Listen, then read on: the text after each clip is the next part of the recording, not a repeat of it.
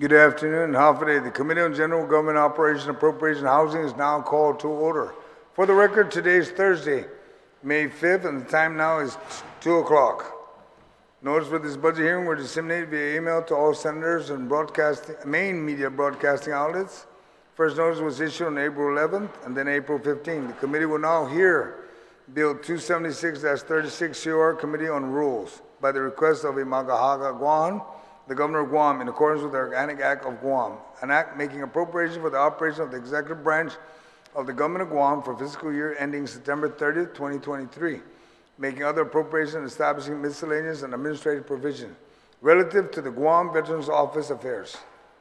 I'd like to acknowledge the senators, my colleagues that have joined me, and I have Senator Telo Tairigui, and I know that other senators should be joining us shortly. The general rules for this public hearing. Those testifying on Bill 276 COR relative to the Guam Veterans Affairs Office are invited to the panel. We have Mr. Tim Uggan, and he has a staff that he will introduce later. Written testimonies shall be submitted to the committee. Please provide my legislative staff with your written testimony for photocopying.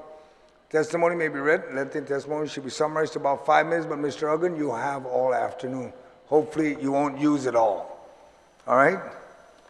Those testimony will be allowed to present oral testimony. Once you are done, please remain in the room for questions or for additional testimony as may be desired by members of the committee. Questions and testimony shall be confined to the substance or nature of the agenda, specifically the Veterans Affairs Office budget. Personal inference as to the character or motive of any senator or any individual testifying is not permitted. If anyone, maybe my colleagues or the panel, feel that there's a personal inference, please raise your hand. I will be very quick to respond. Any violation of this general rule of conduct will result in removal from the budget hearing. Proper form and decorum shall be practiced by all present in the public hearing room for this proceedings. Individuals who fail to maintain proper form and decorum will be restricted from providing any oral testimony and will be removed from the hearing. When you speak, please make sure the microphone is on, that you speak into the microphone. Other questions may be submitted to the committee for submission to the agency or department for response. Please state your name and title for the record. I now ask the Sergeant Arms to please swear in the panel. If you can please all rise. Hi, Hafide. Please raise your right hand. Under penalty of perjury, do you all affirm that any and all information you provide today, whether it be verbally, electronically, and in writing, be the truth, the whole truth, and nothing but the truth, so help you God? Yes. Mr. Chair, under oath, you may proceed. Thank you, Sergeant Arms. And I'll ask Mr. Uggan if you could please introduce your staff that's on the panel, and you may begin your presentation of your budget for FY23 on the Veterans Affairs Office. Sir. Hafide, and good afternoon, Mr. Chairman, Senators Jose and Agustin. Good afternoon, ma'am, Senator Telo Tairigui. My name is Tim Uggan. I'm the Director of Veterans Affairs, and to my left is my administrative assistant, Ms. Jennifer Benavente Tyrone. And further down is Ms. Tanya Eubanks, who is a Veteran Service Representative for our office. And to my right is Ms. Lucy Perez, the Special Projects Coordinator for Guam Veterans Affairs.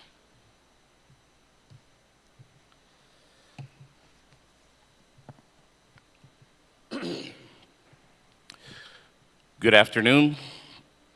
I also like to acknowledge the good Senator Tony Atta. Welcome, sir. My name is Pierre T. Uggan. I'm a retired Senior Master Sergeant from the United States Air Force, retired. I am also the Director of the Guam Office of Veterans Affairs. I am a grandson of a veteran, a son, a brother, a father of 3 veteran sons, and a former caregiver of a veteran who is my sister, and I'm also a 31-year veteran myself. It has been 22 months since we started mitigating the issues within the Office of Veterans Affairs. We have personally witnessed and worked through what needs to be done to right-size the office so it operates effectively and efficiently. To the best of our abilities, we have executed the services to all veterans and their families within the established guidelines. Today, we are here to openly discuss solutions to assist us in continuing to achieve excellence in customer service to the veterans who have sacrificed their time and lives so we all can continue to enjoy the freedom we have today. It is Gova's mission statement to fulfill President Lincoln's promise to care for him who shall have borne the battle and for his widow and his orphan, by serving and honoring the men and women who are America's veterans. It remains our duty to never forget the sacrifices of these heroes and their families. Nothing means anything until one does not have the freedom to think, to speak, to roam, and to act. We have identified the necessary resources to meet Gova's obligation to provide timely, quality healthcare services and benefits to our veterans. This includes the U.S. Naval Memorial Cemetery located in East Agana and the PD State Veterans Cemetery, which footprint is 10 acres, which was audited in 2018, and just next week, the National Cemeteries Administration will be on Guam to conduct the 2022 audit. Our vision at Guam Office of Veterans Affairs, the focus of this budget request is on 3 pillars of responsibilities. 1, providing veterans with timely and quality care. This pillar is a mirror of our federal counterpart, Guam Veterans Administration, the Veterans, U.S. Department of Veterans Administration, Health. Number 2, ensuring veterans and their families have timely access to their benefits, which falls under the Veterans Benefits Administration. This is the processing of claims and eligibility and things of that nature for orientation as they exit their active duty status. And number 3, honoring our veterans with their final resting place and lasting tributes to their service. This falls under the National Cemeteries Administration. Our organizational structure, Gova, is comprised of the following 3 divisions that deliver services to veterans and that support the office. The Veterans Benefit Administration provides a variety of financial and other benefits to veterans and their families. These benefits include compensation, pension, fiduciary services, educational opportunities, vocational rehabilitation, and employment services, home ownership promotion, transition assistance, and life insurance. We also have the Guam State Veterans Cemetery and the U.S. Naval Memorial Cemetery.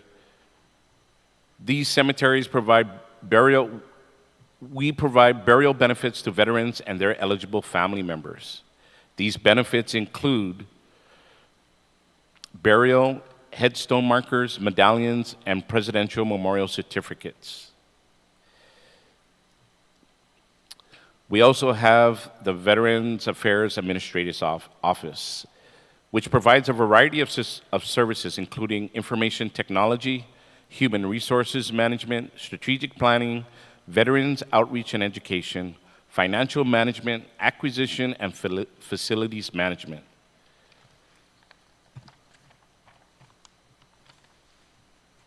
At this time, I would like to yield the rest of my time to Ms. Lucy Perez, who's going to talk about our structure and our budget numbers. Hafa Senators. My name is Lucia R. Perez. I'm a Special Projects Coordinator within the Guam Office of Veterans Affairs. So my discussion will go towards the positions that are currently in the Guam Office of Veterans Affairs. So currently, we have hired the additional personnel necessary at the cemetery, and that's the 6 employees, and 2 within the administrative office. And this was done with your assistance and approval of last year's budget when we were here before you discussing FY 2022. Also, one of the items that we are looking at and ensuring it gets done is the personnel evaluation. We anticipate, that was completed, and we anticipate for the 1 year of $17,984 to be paid out for the employee evaluation. And this is total, okay, not individual. With the remaining 2 personnel scheduled for evaluation in August of this year. When it comes to the ARPA funding, Gova received its department's allocation from Governor Leon Guerrero in November of 2021. What was allocated and released is $1,224,616. The balance remaining is $1,041,635.03. We have encumbered $182,980.97 of that ARPA funding. That encumbrance is for equipment for the cemetery, to include water blasters, the paint that is needed to paint all the crypts on the property, both at the PD Cemetery and the East Agania Cemetery.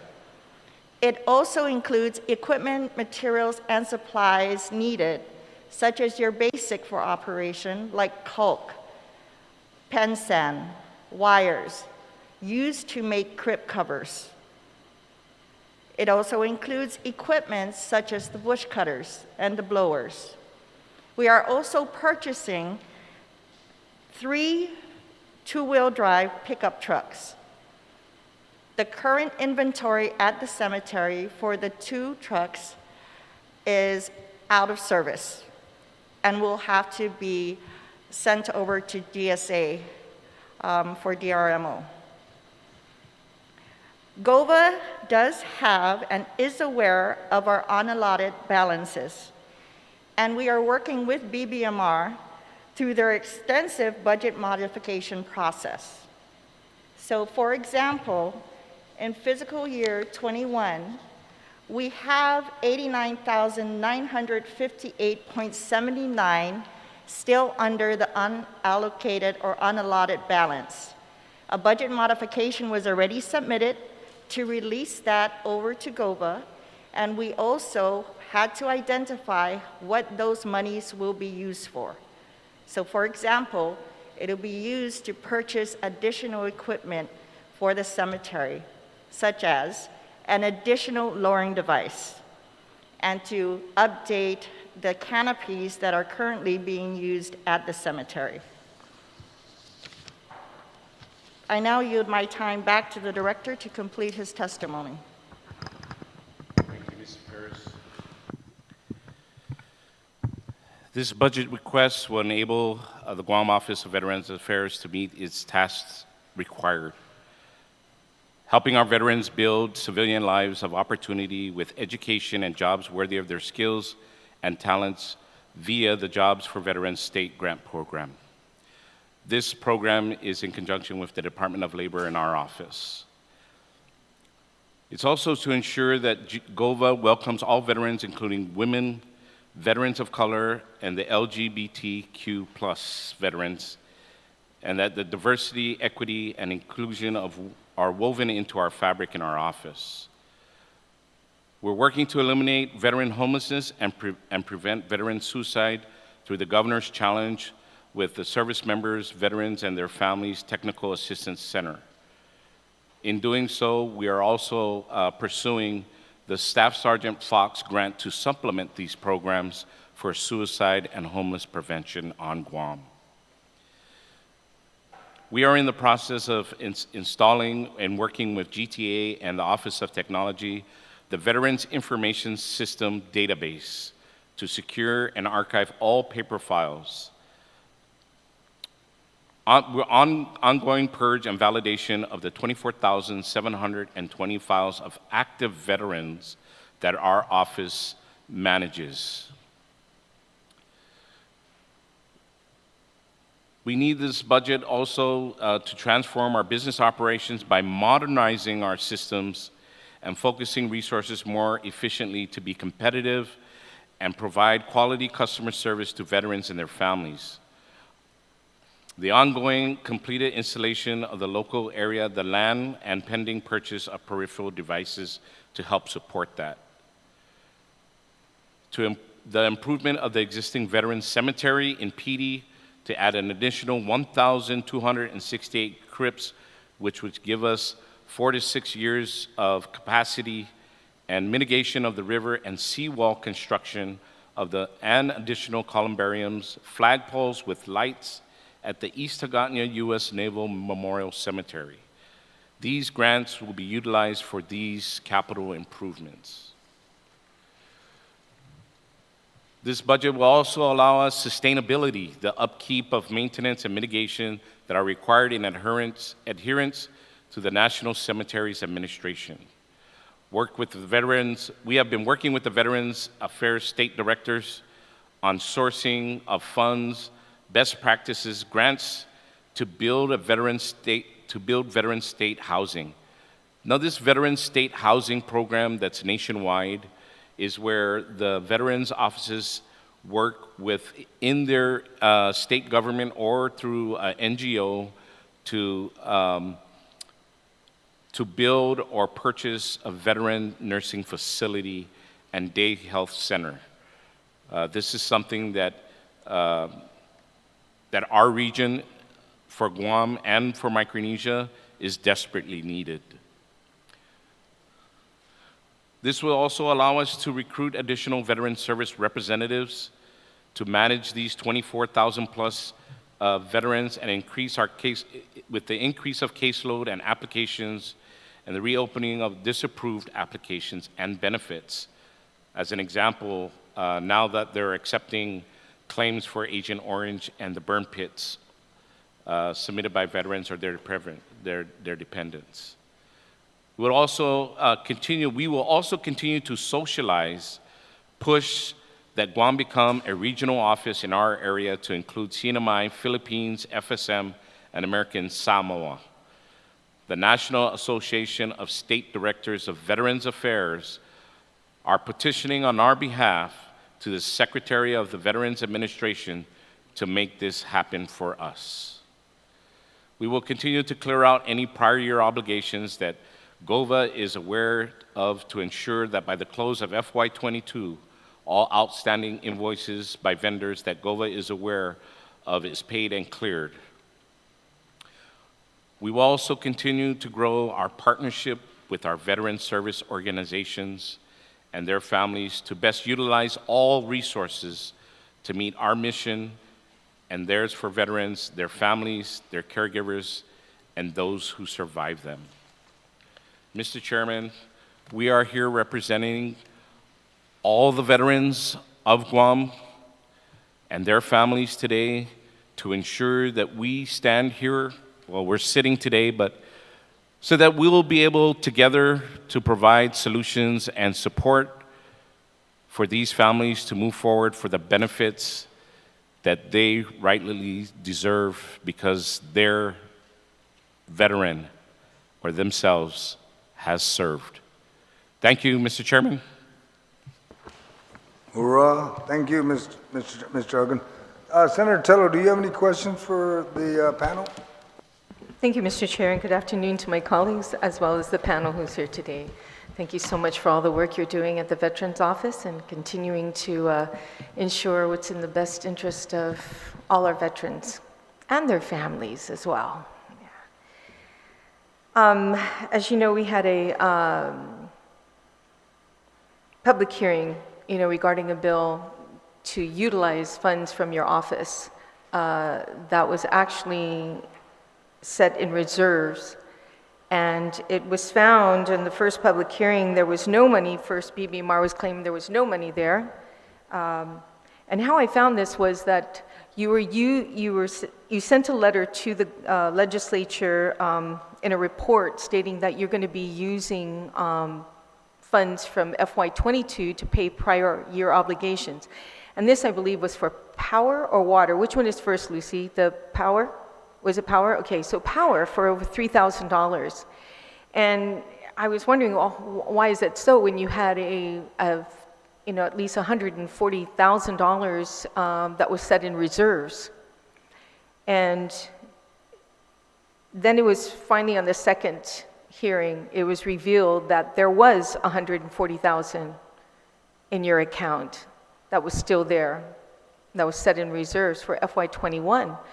So why were you, and then we just recently received another letter from the Veterans Office reporting to us using for prior year obligations, again, using FY22 budget to pay for now, I think it's water, for another $3,000. So can you explain why you are using FY22 funds to pay for FY21 obligations when you have that money in reserve? Senator, like you had mentioned earlier, at that time, I was not aware of the balance. Are you the ASO, by the way? I'm sorry to interrupt. Sorry about that. But are you the ASO? There is no ASO in our office as of yet. I just wanted to clarify that. Okay, go ahead. Right. So at that time, we didn't have any funding in the FY21. All I was told was it was negative. I didn't have access at that time, but just recently received my access in January of this year. If you recall, in the last hearing, I was an on-loan employee from the Office of Technology. So following the rules, we were not allowed to have access into our agency's accounts. So when we had this discussion and I got access and I was able to pull out a report, and when you and I had the conversation, that's when we saw the amounts that were there. And navigating the system was tricky. There were times when we go in and you didn't have anything. So there were times when we go in and it'll be negative. Then all of a sudden, it's positive. So that's why to pay the vendors for services that were rendered, we made sure that we utilized those accounts. The second time around, when we noticed that there were fundings, by the way, I did go back when we had that discussion, and that utility bill was paid using the FY21 funds after we were able to take it out of the unallotted balance. So that's the process. Well, then what happened recently, because we just received a report, again, from the Office of Veterans Affairs now for water.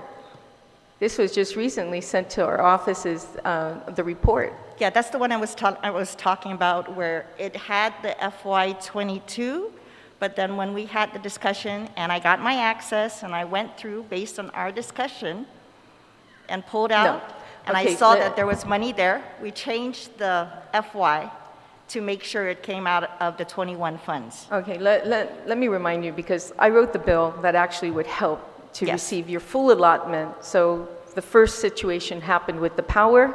You didn't know about the money, you said, and then the bill happened, we had the public hearing. Lo and behold, you know, magically appears $140,000 inside your account that was reserved for FY21. Then just almost a couple weeks ago, 2 or 3 weeks ago, I receive another, this body receives another letter for another expenses for FY21. And this time it's for water. And it's still requesting to use FY22 budget money, not the FY21, when it's clearly you have now $140,000 in your account. Right, and that's what I just mentioned, that on that letter, it was FY22, and when we went through and we pulled out the allotment schedule and saw that there was money in FY21. Have you in sent a Dr. letter? Class, Yeah, so have you sent a letter to the legislature retracting that information? Because I have not received a letter retracting, letting us know that you are now using FY21 funds to pay prior year obligations. Has that been done yet? No, but you will receive one. Okay, I appreciate it, because that'll keep us up to date Yes. on what's going on. Yes. Because there's many of us here in this legislature, and it's not just because of an election year, that really cares about what happens at the Veterans Office. And when you get information coming into the media with comments from individuals, and I quote from an article that came out, Mr. Director, that says, "Let me illuminate you regarding some of the disgrace aspects of our cemetery. In my father's section, facing Route 1, the uncut grass is a foot tall. I discovered an unused crypt whose seal is actually broken," it says. In the same location, a broken concrete bench was simply pushed into the grass adjacent to where it once stood. There were mold stains everywhere. There are even stains from flowers and various other items left by visiting families. All of these conditions have clearly existed for months, if not years. And no one knows of this. No one has even seen fit to implement a plan to repair damage and restore crypts complex to conditions worthy of those honored that are there. And it says here, your people can't even take the time to wash away the pencil marks once they've centered the memorial place card on a crypt.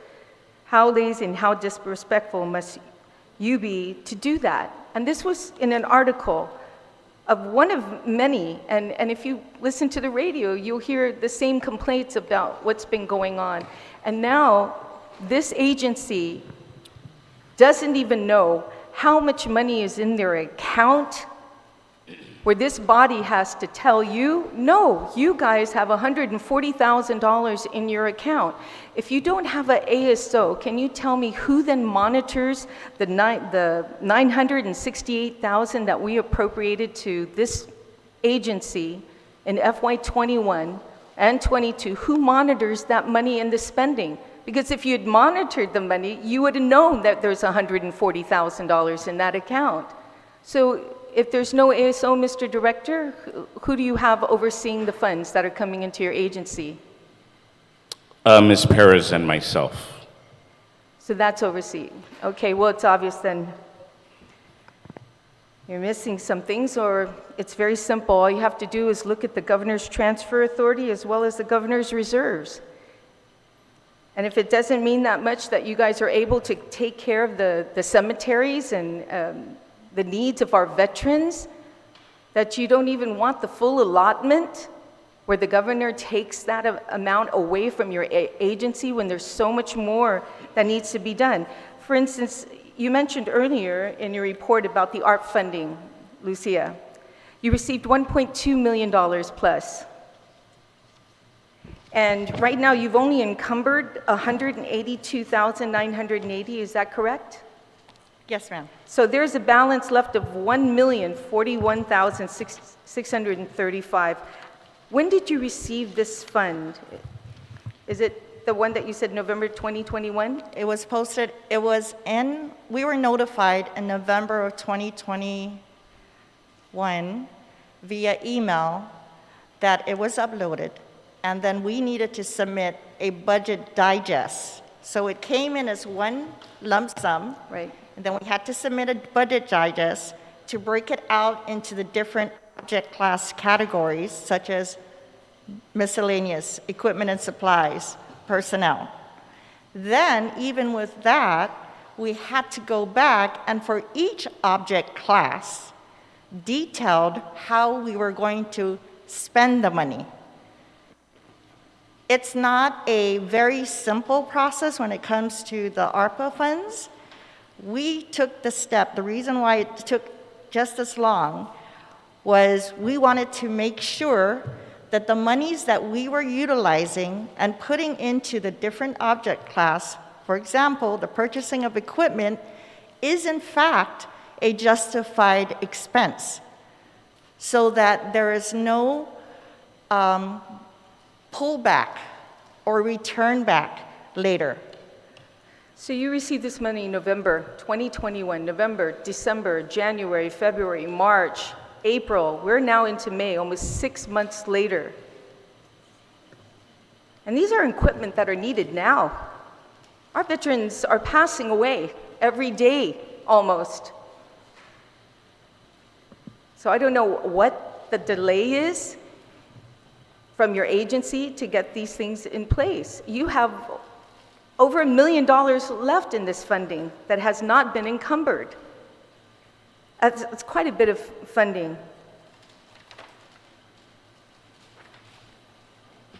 It was brought up earlier, too,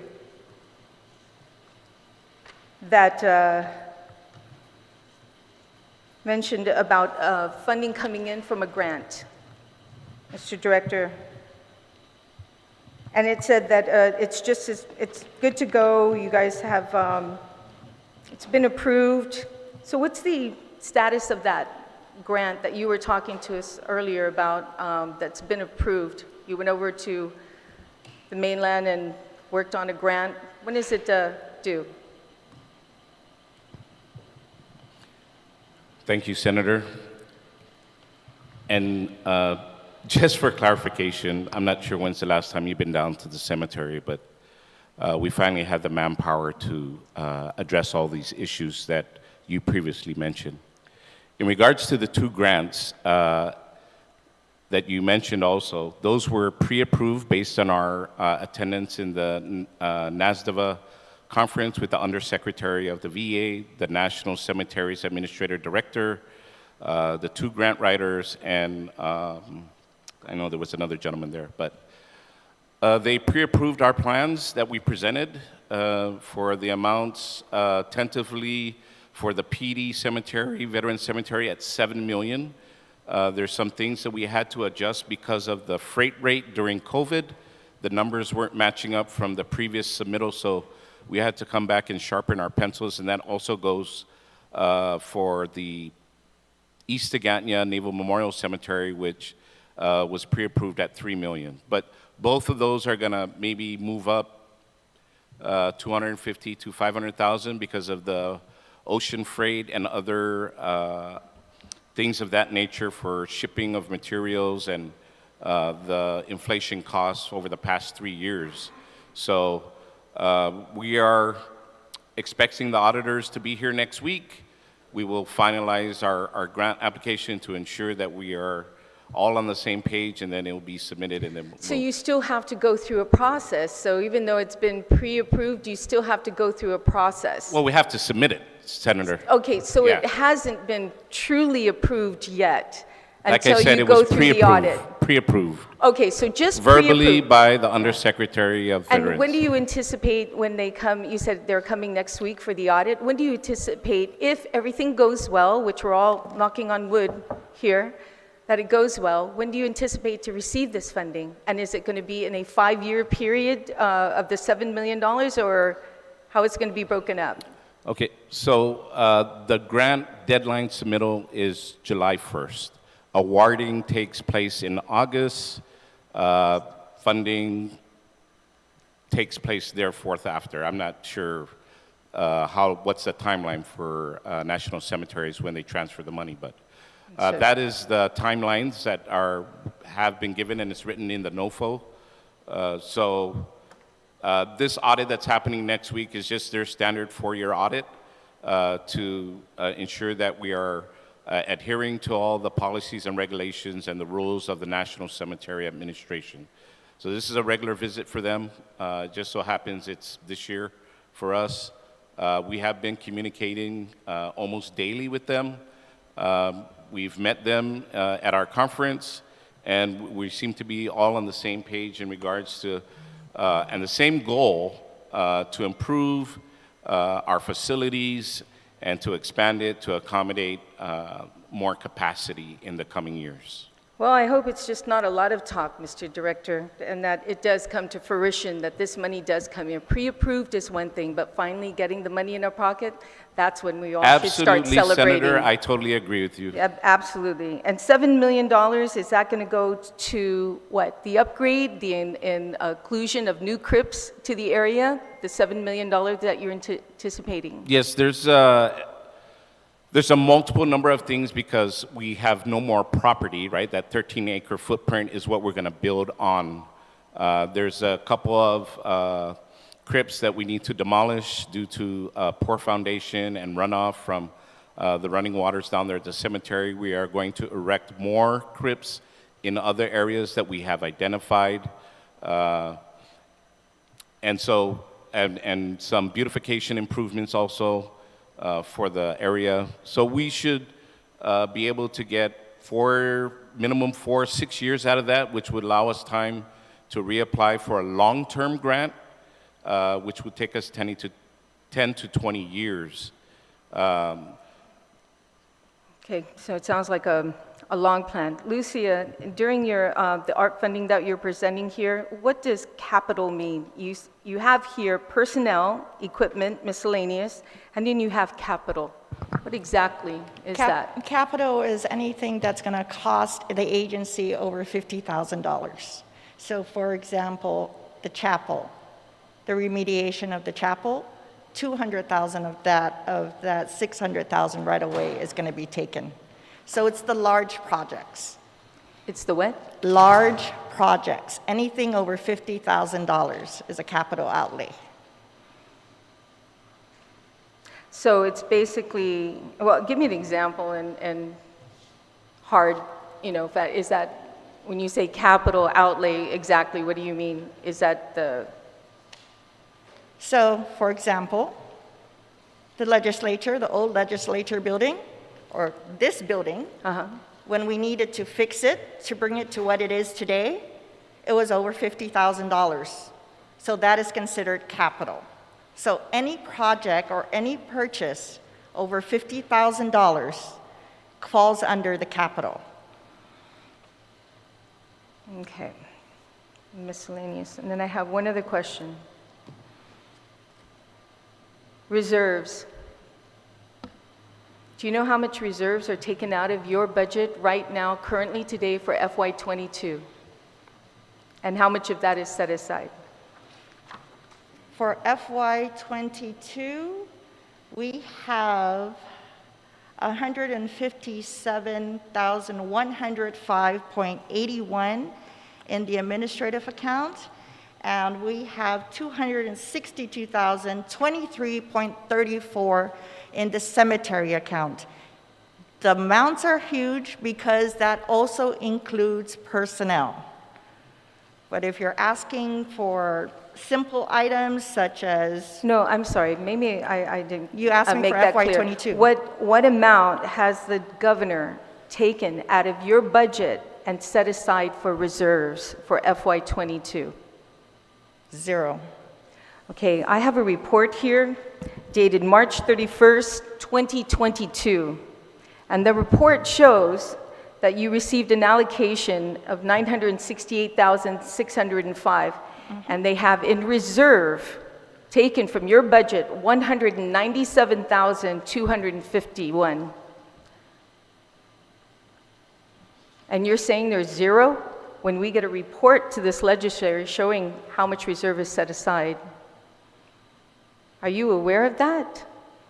Ma'am, as what we've been told is BBMR has not taken out any money out of our accounts. But yet we have unallotted here. balances which show up on our statement of accounts, and the unallotted balances are given out every quarter, released every quarter, or upon requests, which I stated earlier is done through the budget modification process.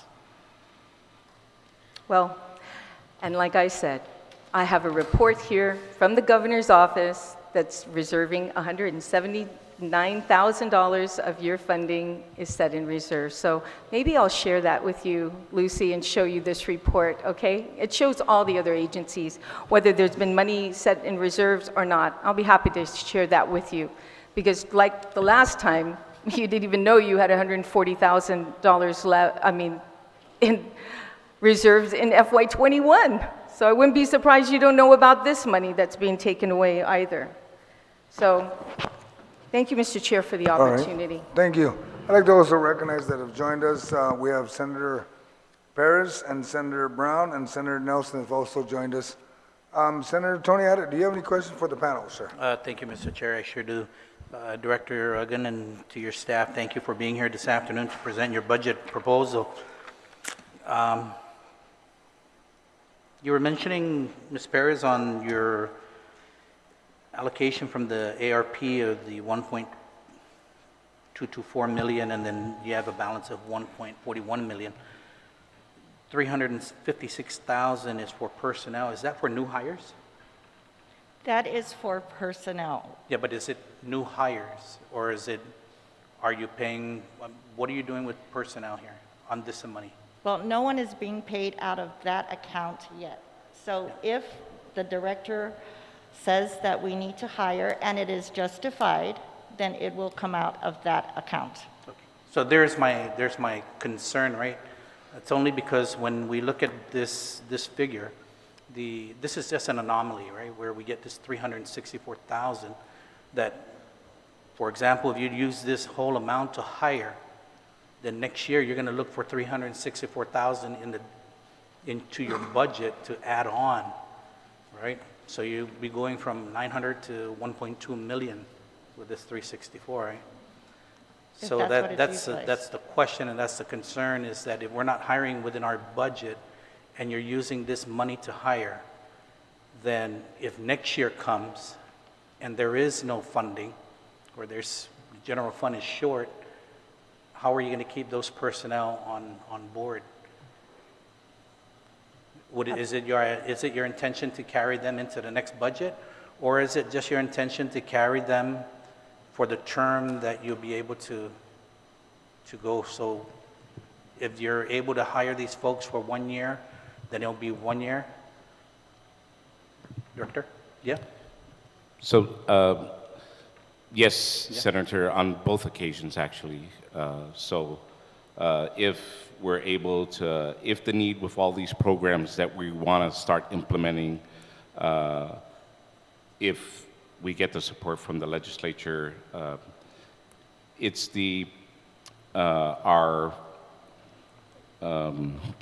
nursing facility, the homelessness, the suicide prevention programs, our stand-up of our information technology, right? We're gonna go from manual to digital, and with 25,000 plus records in our office, that's gonna take some manpower and some equipment to image all those documents. So that's something that, of course, is not budgeted, right? Right. But it's something that I foresaw down the line, that when we're ready, when we purchase the hardware and the imagers, we're going to need bodies to do that. And if we're unable to, for some reason, not have additional bodies, or we cannot absorb the load while maintaining our services to our veterans and their families, then yes, then we would have to hire for a short period of time to get caught up on these records.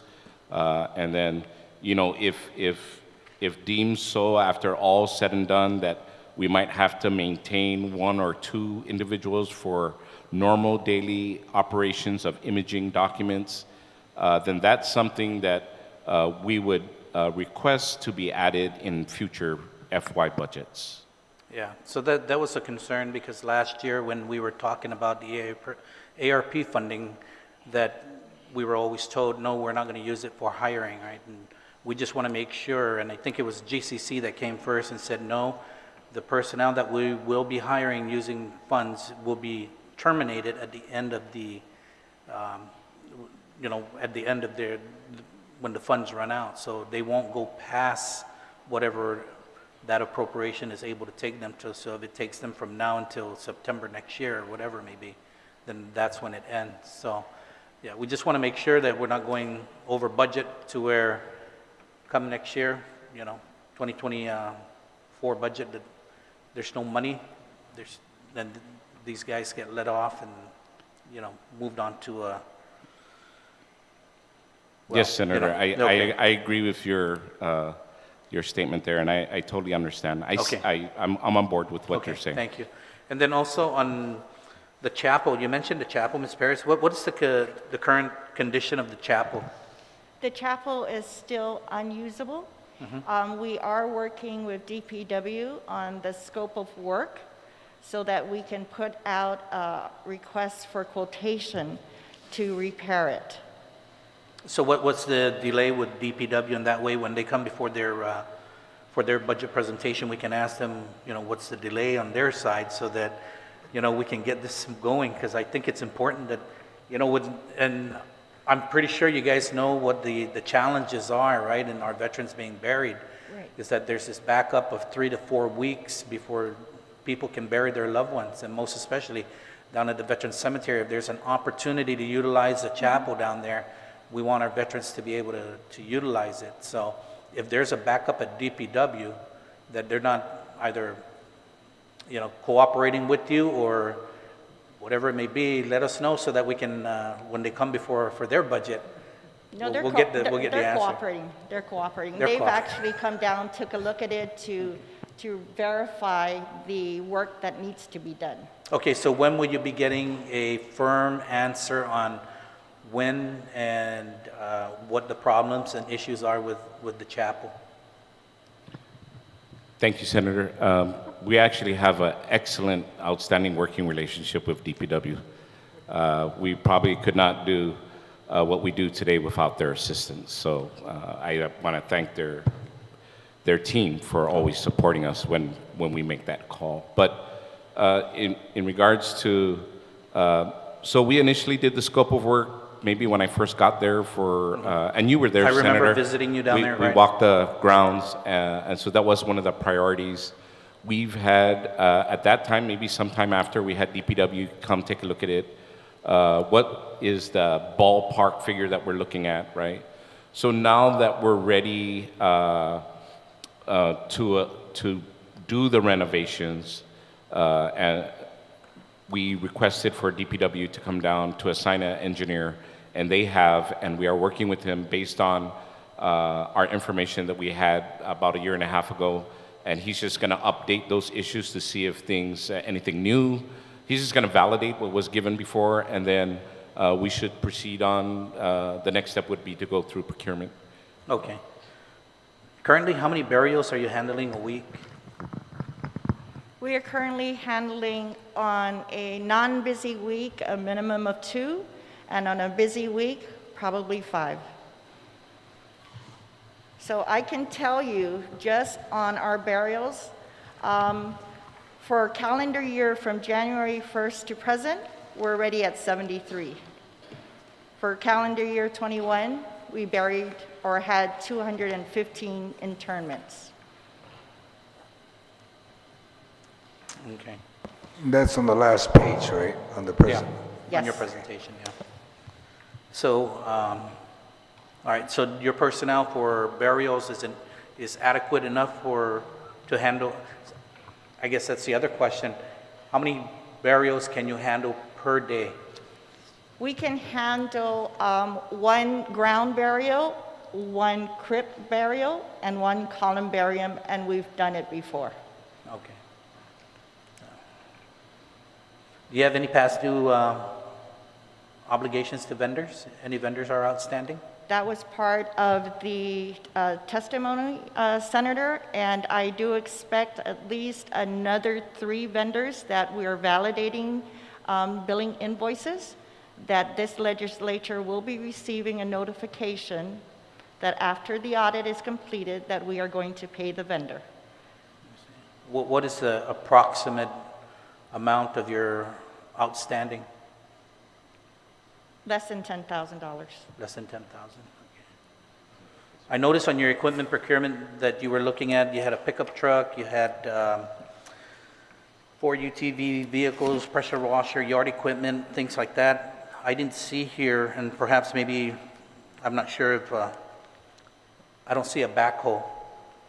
So in the capital, the $637,780 balance, when we were talking about large purchase, that's where that's at. So we are getting price quotations. We've already received 1, but per the GSA regulation, we are to get 3 or 3.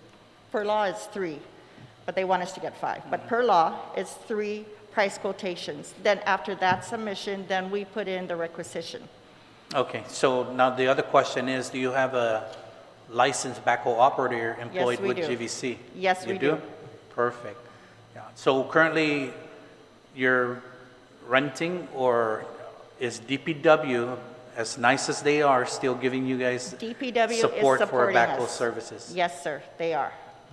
If I may, Senator, as mentioned earlier, we love our partners with Department of Public Works. They're awesome. Okay, great. The other question I had, you were talking about the U.S. Naval Cemetery in East Agana. Who handles the maintenance at that cemetery?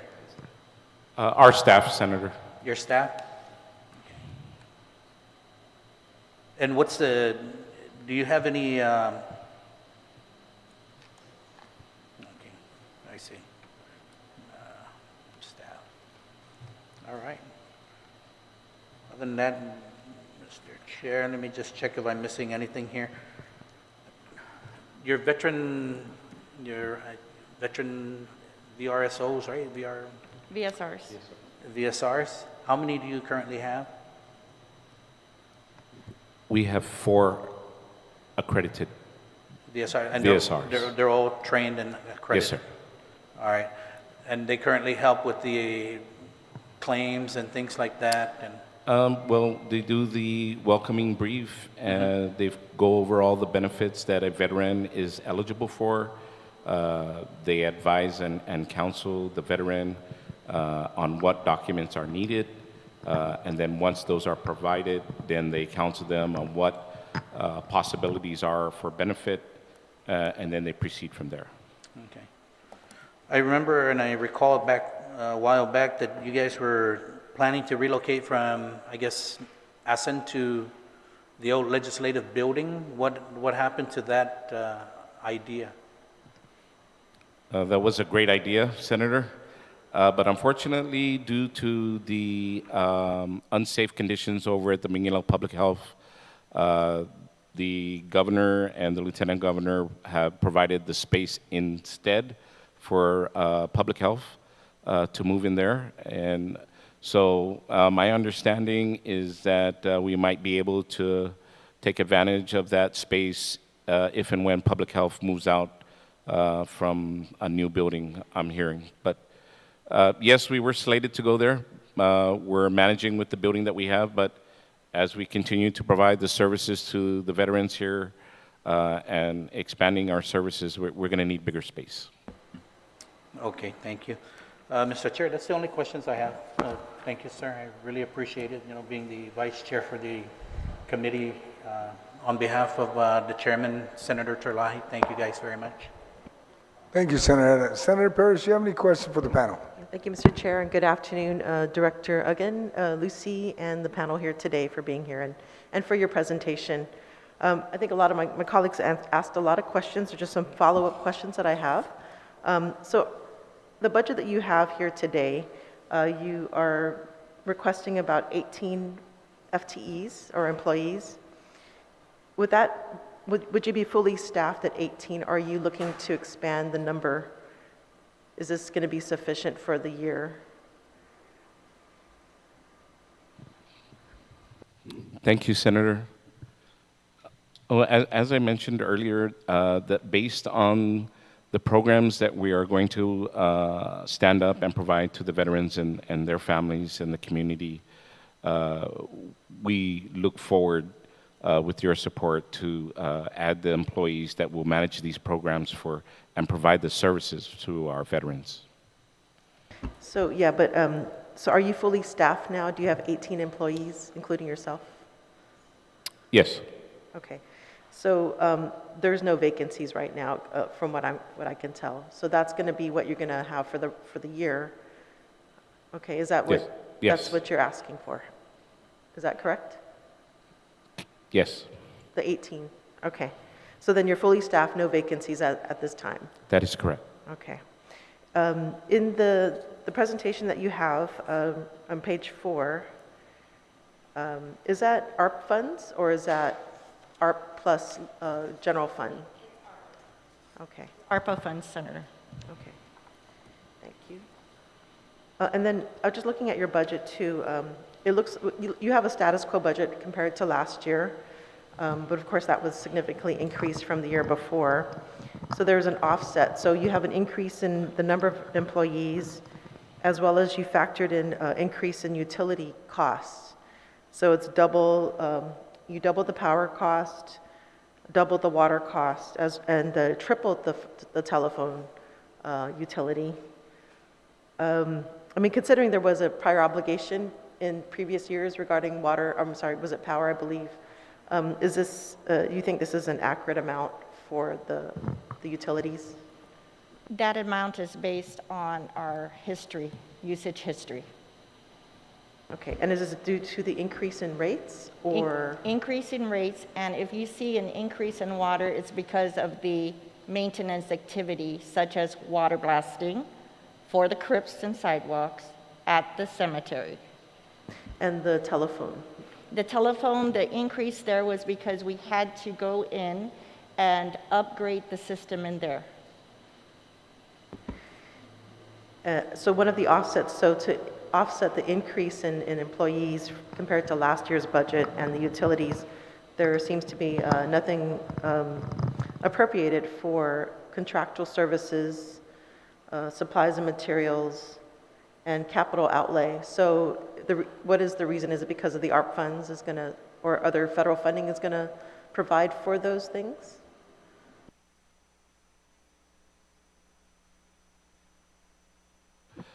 Yes, ma'am.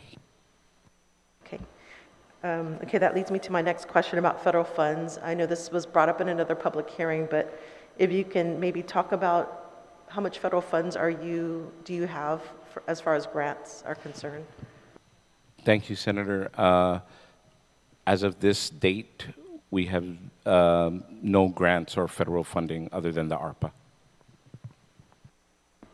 And so that you see is sufficient to carry through, to cover these other areas that you didn't appropriate or allocate for? Yes. Okay. Okay, the other thing is procurement. So I know GSA is the one that deals with procurement and DPW for construction.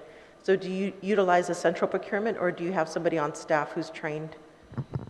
We utilize the central procurement. Are you planning to add training, procurement training for those on staff? Yes. Okay. And so that would be also in the budget? Is that accounted for in the budget? Yes. Okay. And then how about ethics training? Because that's, we passed the law recently. That's accounted for, Senator. Okay, great, great. And then maybe just one more question or two. In regards to prior obligations, I know in a previous public hearing, there was, I think it was a U.S. Department of Labor finding that there had to be a payment towards employee. Has that been already settled? Yes. Okay. Okay, great. So yeah, I thank you, for all your work in, progressing and, addressing all of these issues. And actually, maybe one more thing. So I know in a previous public hearing, there was talk about, veterans having to volunteer their services because of the need that they saw with the Veterans Office. Is that still, to what extent is that happening? Well, thank you, Senator, for that. Yes, there are certain organizations that continue on their own as part of their mission to volunteer to assist where they can. As a matter of fact, we have a few organizations that will be coming, that volunteered on their own to come down and help us prepare for the Memorial Day event. That's actually happening next weekend. As my staff will start water blasting tomorrow, and we should be doing some painting up in the North Cul-de-sac probably by the end of next week. So, yes, they're still continuing to, as part of their mission, to volunteer to assist down at the cemetery or in any way that is needed.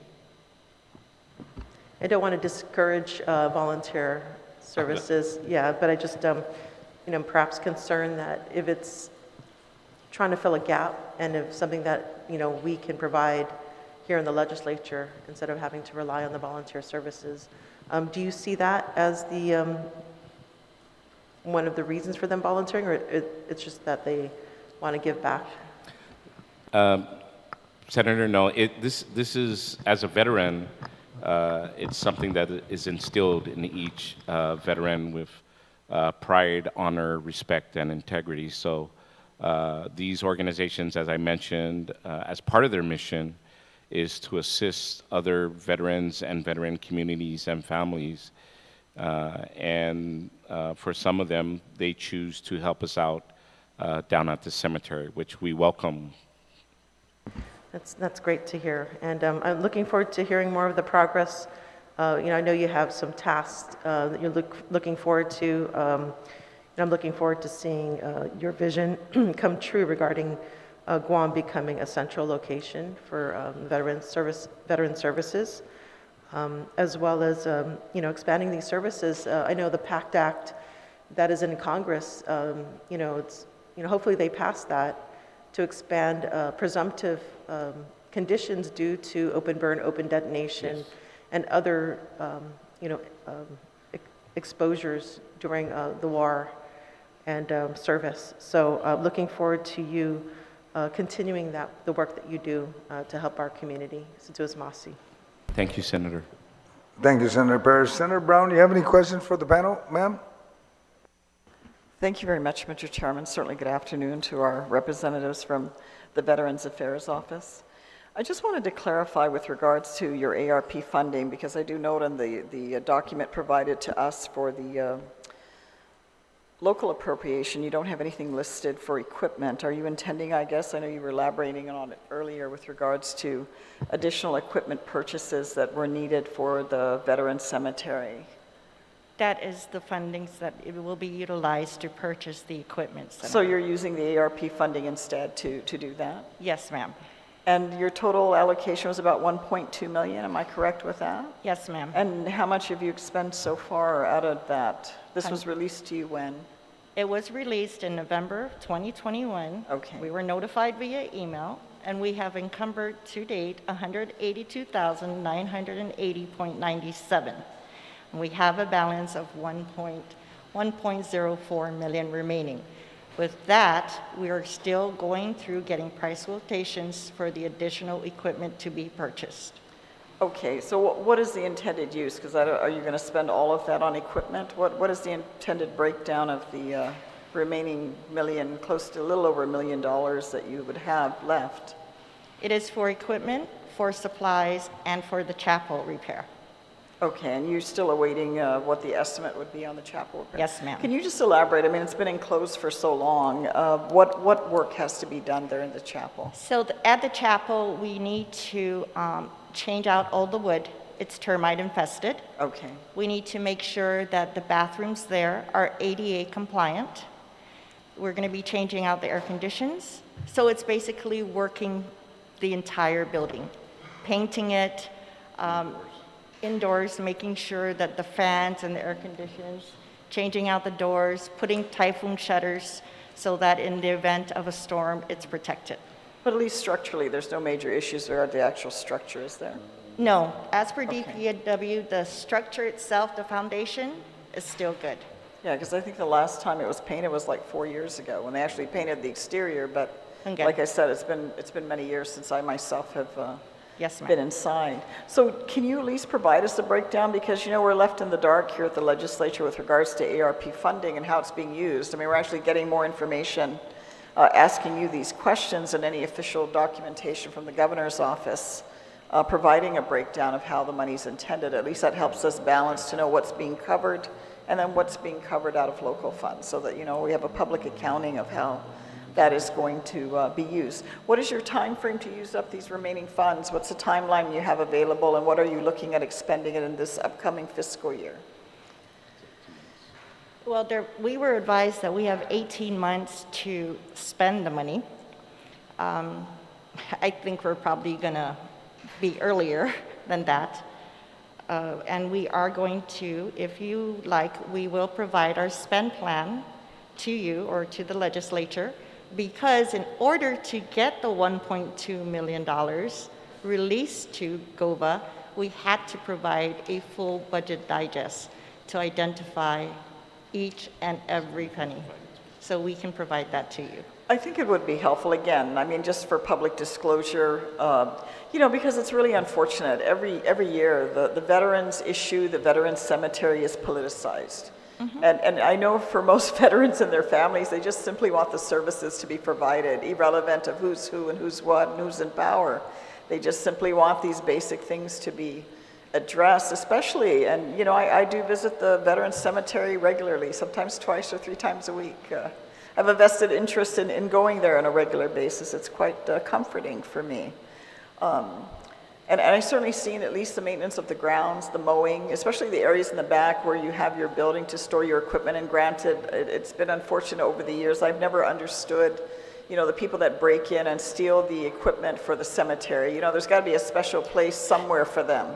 Yes. I would just be too afraid that when my time comes, I'm going to really pay a price on the other side to be disrespectful, to desecrate, you know, these areas that we hold to be very special. You know, to do that. But I'm seeing the improvement with regards to that of the maintenance. Lucy, I've seen you out there cleaning yourself early in the morning, and I appreciate your efforts to do that. But the actual, the crypts in particular, that's the concern. And I understand because of our weather on Guam, I mean, every 2 to 3 months, you could paint, water blast, and in 2 to 3 months, guaranteed. If you don't have the, and I would recommend, I hope when you do get the new paint for the crypts, you know, you get the paint that has, it's more mildew resistant. Yes. Because I've seen the difference between, you know, using the regular cheaper paint and the mildew resistant, and you know, 5 years later, I'm like, wow, look, I can really notice a difference. It just does not accumulate. It doesn't grow. Yes. And I think it would make it a lot easier because you have all those different crypts, especially up the hill and back down. In some areas there, because of the moisture and the trees and stuff, you know, it accumulates very quickly. So I'd hope you would take that into consideration. But yes, I mean, if that can be maintained consistently, because I mean, people have an expectation. Those that I myself have never served, but you know, my family has, my dad has. When you go to other national cemeteries, you go to Arlington, and Arlington's huge. It is a huge, you know, but things are maintained to a certain standard. You go to Hawaii, you go to Punch Bowl, and everything, you know, all the markers are very clearly aligned. You can go reference. You know, you can go and look up if you have a friend or family member. I did that with my dad to look for someone he had served with that was buried there. And we were actually able to go and find where that grave was located. Yes. So I hope ultimately you guys are working towards that. We have some family members maybe of off island, and they're coming maybe after so many years to visit. I mean, my godfather, this year, actually, this summer in June, will be his 50th year since he was killed in action in Vietnam. He was the last Chamorro son to be killed in action, and I've got to save a special place this year because of that. God, 50 years, you know, 50 years later. But, you know, it's a hope that if things were at least get to that standard, where we're comparable to any major national cemetery worldwide, I think we would get less frustration and anger sometimes from people. You know, my dad, for many years, we weren't sure if he wanted to be buried there because, and again, it doesn't matter which administration. There was a time even they were storing old refrigerators and air conditioners, you know, to desecrate these areas. You're just dumbfounded. Who thought that up? They were up on the hill before the crypts were occupied, and you're like, who? You know, you don't know what words to even begin to express how. You know, who's not thinking with doing something like that? That's just unimaginable that, you know, and certainly I'm sure you're mindful of that, and we're not going to see that happen again. But those are the type of things. If we can get over that hurdle, and then people, it's a place of pride, you know, because I wasn't sure if my father wanted to be buried there. He left us very explicit instructions upon his death, and we did not know until then, because he had complaints about the Veterans Cemetery. Fortunately, he decided he did want to be buried there. It made it a lot easier on us with that decision. But, you know, you have veterans that are struggling. I mean, my father's cousin that, you know, we've discussed before that, you know, didn't get proper burial services. He chose his wife and just simply chose not to because they were frustrated. They just, never mind.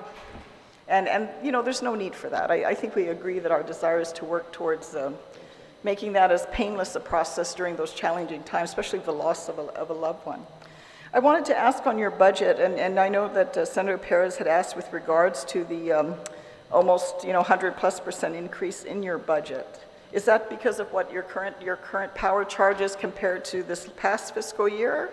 You're Yes, seeing, ma'am. as we all are, the increase with regards to the power bill and the water bill as to why there's a doubling of those amounts? Yes, ma'am. With regards to the staffing, I know Senator Ada had asked, but is this additional personnel you're looking at unclassified to do this record review, or what is that? You go from 2 unclassified in 2022 to 12 in 2023. In your staffing pattern, you go from 5 classified to 6 classified. Yes, that includes our cemetery employees. Until they are classified, they're going through probationary period at this moment. I did not put them in the classified category. They must pass their So classified. these additional 10 are employees that you've brought on and they're going through their probationary period? Yes, ma'am. Can you just elaborate on what those positions are, just so publicly, where, you know, us and the viewing audience will know what these positions are and who? Yes, so at the cemetery, we have grounds workers. Okay. We have some ground workers. We have a heavy equipment individual. We have a building custodian. Okay. And then we also have records management in our administration side, and then our administrative assistant.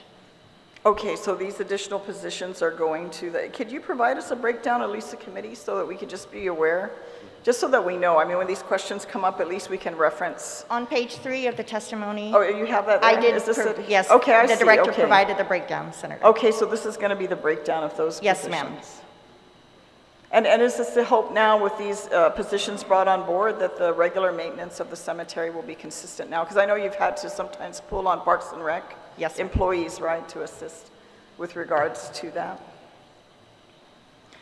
You mentioned here in the testimony the increments. Is this increments of $17,984 for the 3 employees? Am I misreading this, or is this for all your existing positions at the? It's for the existing positions. We are going Because through I thought the I'm working the wrong job. I want to be Yeah, one I of these know. 3. That's pretty. Who are these people? I'm with you. That's they're doing pretty good over there if they're getting No. 17 points. This is total. 17,984 divided 3 ways. We're missing Yeah. out. No, this is total, ma'am. Okay, I just wanted to clarify because the way the sentence was written gave me the impression that it was, you know, that it was only going to be for three individuals. With regards to the grant that you're anticipating to get, you mentioned $7 million plus for the PD cemetery. And I just wanted to ask a general idea of what you're looking at adding on or constructing. I know you're looking at doing more crypts. Yes, Is that the primary upgrade that's going to be made, or is there anything? I mean, obviously, you're going to have to clear more property. What section of that area would you clear land-wise? Just to give us a general idea of so where for that the expansion. cemetery, we will be adding on 1,264 additional crypts. Okay. So when you visualize the cemetery, like on Marine Corps Drive, the crypts facing Marine Corps Drive, Yes. we're going to add some crypts there. Then on the cul-de-sac, Okay, all so the way- if I'm on Marine Drive and I'm looking to it this way, and the you're looking expansion's gonna into be the to right cemetery, side? yeah, To the right side of that? Yes. The existing where there's vegetation now? yes, Okay, we're going to put okay. there, and then up at the cul-de-sac, Yes, the turn, we're going to add some crypts there. okay, on the top side. And then by the maintenance building, we're going to remove the crypts that are not in use because of foundation issues and build additional crypts there. I have heard of that, and I do see that they're unoccupied. Are those, how many crypts exist in that location that need to be, I've heard about the foundation issues for, There are 40 crypts in okay, those so two those buildings. have to be demolished. Are you going to reconstruct? Yes, ma'am. Was the issue of the lack of stability with that because of construction defects, or what has led to this issue? Do we know? It was erosion. It was what? Erosion. That the foundation was not secure enough, and with that area, what many That's where people the water don't washes realize, down. from Mossel River down, Yeah. the water comes down, and it was not, the retaining wall did not hold off the water that's going in there. So Okay. on a heavy rain, we have our mini stream coming from the Yes. mountains down. So are you going to reconstruct in that location and address that concern, or just simply not put anything at that? No, we are going to take down and put up new crypts. Okay, and how Secure are the you- foundation, make sure foundation's correct, make sure our retaining wall's there, and put up new crypts for additional. Okay, so that will be the other location of additional crypts. Yes, Okay. ma'am. Is there anything else that will be added as a result of this anticipated grant We in will, that location? Well, in that location, besides the 1,264 crypts, we're also going to redo and rework the irrigation or the drainage to make sure that it's clear, and then make sure our ponding basin is also workable to prevent, make sure it's functioning so that it prevents the water or reroutes Okay, I'm the going to water ask, runoff. where is the ponding basin located? Because So when you're it's looking- not visually evident to me being down there. Exactly. So when you're on Marine Drive again and you're looking into the cemetery, Yes. to the left of the crypts is the ponding basin. Okay. It's right next to the maintenance shop. Yeah, Oh, okay. Well, Yeah. I'll really look, because I it's literally right next to the have some maintenance shop. familiarity with ponding basins. I have to go look at that. And then for the Haga'hågan Cemetery, I mean, that's $3 million. That's an awful lot of money. So what exactly are we going to do to upgrade that existing cemetery? I don't believe we're adding anything. Are you adding any more possible burials to that, or just simply enhancing the area, or? Yes, so thank you, Senator, for that. The East Haga'hågan Naval Memorial Cemetery, if you notice, it's abutting the river, the Haga'hågan. I believe that's Yes. the Haga'hågan River. We're going to harden that because previous investigation of the site shows that the water is slowly chipping away underneath, and the last thing we want is for things to be floating out into the river.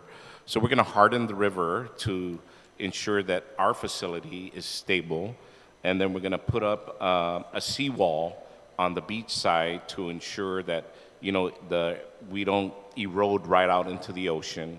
And then we're going to erect, based on what the grant could provide us, a few more crypts down in that cemetery, columbariums, I'm sorry, for those that are cremated in that facility. And we're going to erect flagpoles.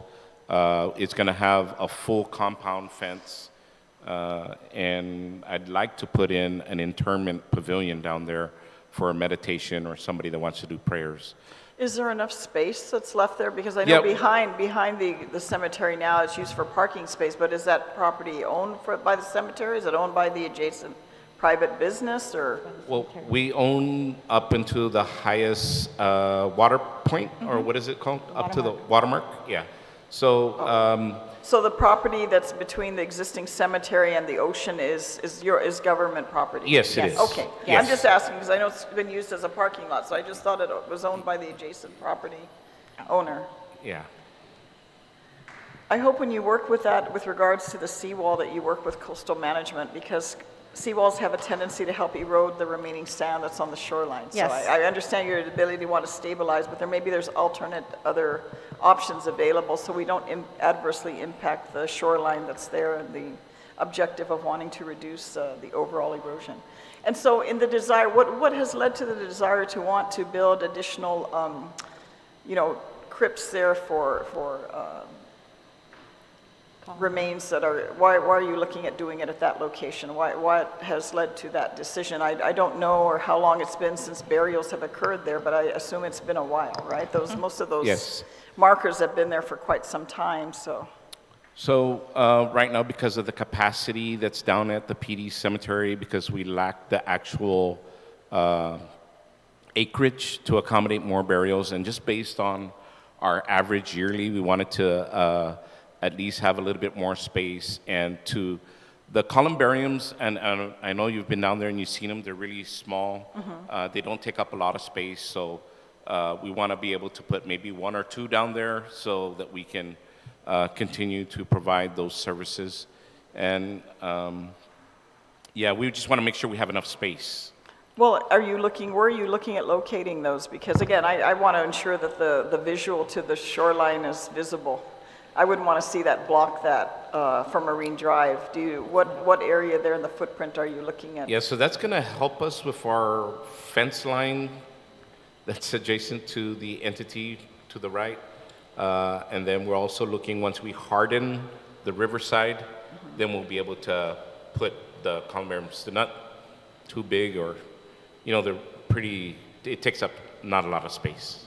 Yeah, I'd just be mindful. I just wouldn't want to see the shoreline from that side blocked with, if there's a way we can enhance it, that's wonderful, just to keep that in mind. I wanted to ask with regards to your lapse funds for 2021, do you know what is remaining of your current lapse funds for 2021? And if you have it available, what you would like to use it for, or what are you intending to use any lapses for?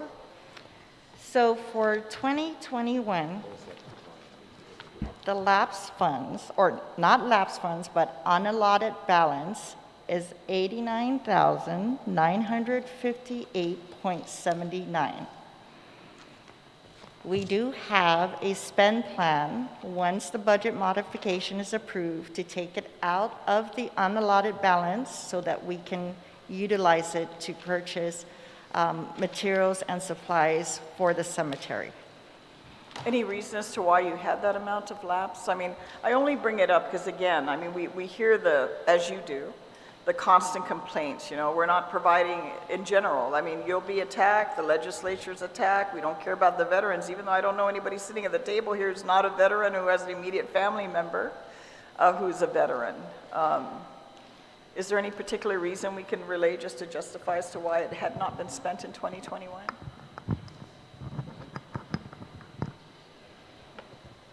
Well, again, as I stated earlier, when I was handling the accounts, I did not have access, and I was just asking for information. So we had some monies transferred over to deal with our Department of Labor issue, and those were the remaining funds. Now that I have access, as of January, since I'm a bona fide Gova employee, we are working with BBMR to get all these funds out of the reserve, or unallotted, it's not reserve, it's unallotted balance, and what we're going to utilize those funds for. Well, I just think it's important to get that message out there because, again, we hear it. I mean, I listen to the Wednesday Veteran Show. I'm not even a veteran, but I do listen to them. I don't know why, but I do. And again, I mean, some people, they'll just complain no matter it's the most beautiful day, they'll have something to complain about. That's just some people's nature. But, as long as we're not giving them any evidence to say, oh, we're not providing this service and we're not providing the funding, because moving forward with the additional resources that have been provided, including it's good to hear that the governor's provided this 1.2 in ARP funds, that should alleviate a lot of the concerns that have been raised, and certainly the maintenance is kept up at the cemetery. You are able to get the grant, as you mentioned, for both PD and for the Haga'hågan Cemetery. I think that certainly will upgrade the facilities to a standard, and then, from there it's just maintenance. Even for the chapel, as you mentioned, just maintenance. I think, that's what everyone wants to see, and certainly be able to use the chapel that hasn't been used for years. A lot of families, certainly as Senator Ada had mentioned, certainly can benefit once that facility is renovated. So thank you very much for responding to my questions. Thank you very much, Mr. Chairman. Thank you, Senator Brown. Senator Nelson, do you have any questions for the panel? Thank you, Mr. Chair. Hafaday, good afternoon. Hafaday. I'm smiling because my good colleague from Chalampago has started to smile. It's very nice to see her smile. Just one question. Is the Veteran Cemetery and PD enrolled in the National Cemetery listing? Yes, it is. It is, okay. And do they receive any funding from the National Cemetery funds? Not as of yet, as we are applying for the grants. Okay. And is this the first time, I guess there's several questions, is this the first time that you've received some type of pre-approval, or in the history of the Veterans Office received pre-approval for federal grants and does actually have a plan to execute the grant once it's awarded?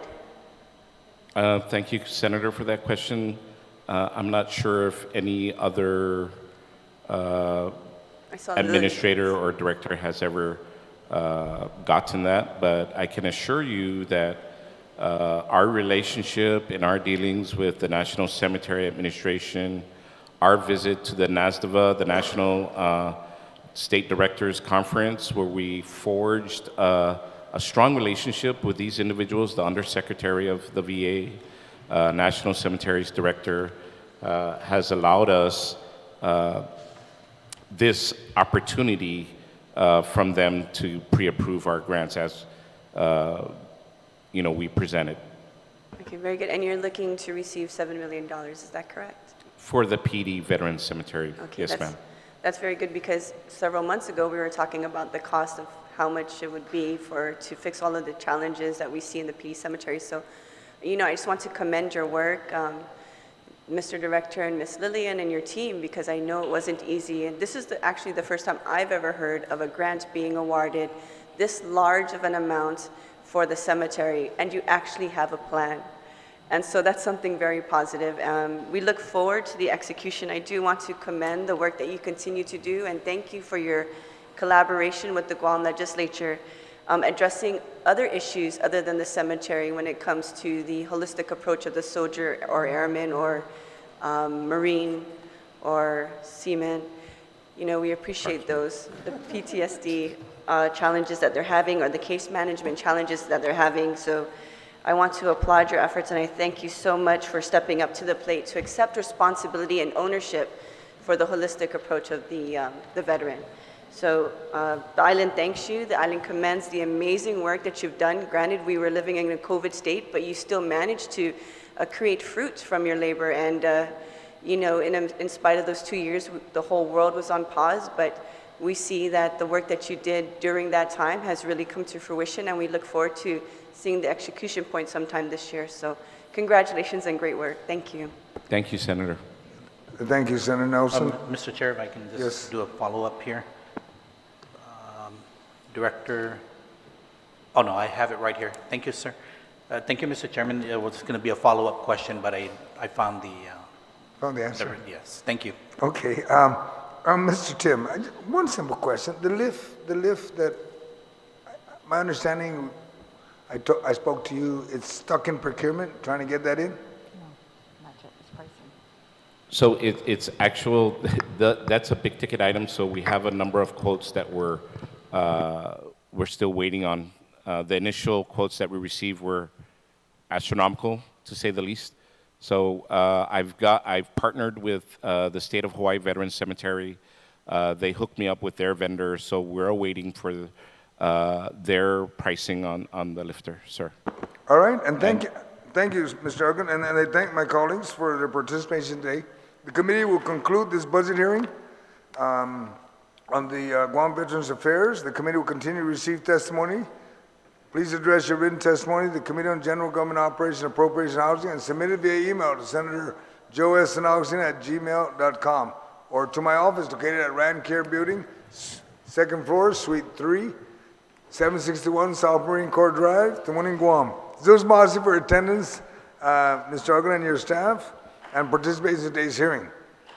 And for those at home, thank you for watching. The budget hearing on Bill 276-36CR relative to Guam Veterans Affairs Office is now adjourned. It is now 3:28. Thank you. Yeah, BIBA veterans, thank you.